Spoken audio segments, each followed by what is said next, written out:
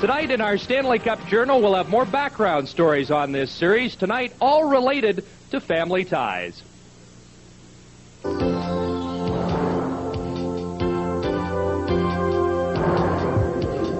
Here in Pittsburgh, to provide moral support for Penguin star Mark Recchi, the leading scorer in the Stanley Cup playoffs, is his father Mel, visiting from Kamloops, BC.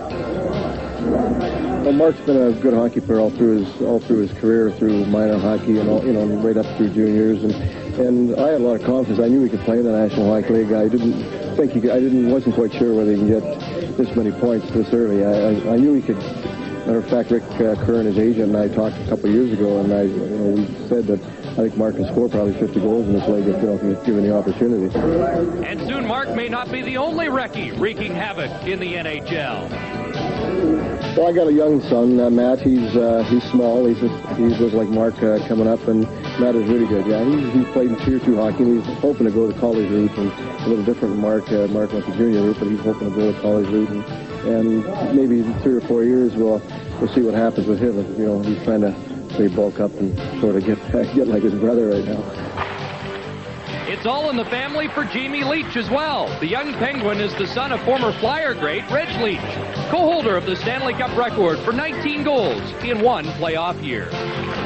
Back then they had the 3-game series and the 4-game series like that. It wasn't all 7-game series. So it's kind of neat. Cam's playing really well. He's got 15 goals right now or something. 4 more. He's got the record. Uri Curry tied a couple years ago, and I don't know how he feels. I never really talked to him about it, but I'll give him a call. I'll have to ask him about it.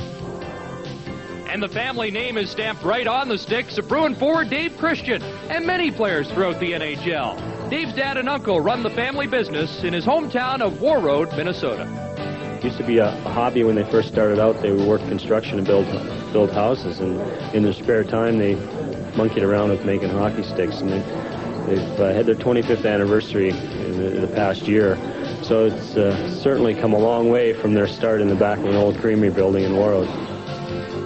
Hockey big in Minnesota right now. The North Stars lead the Campbell final, and we'll have highlights of that series coming up next. Here it's 2-0 after 2. Bolton Hockey Night in Canada on CBC will return in a moment.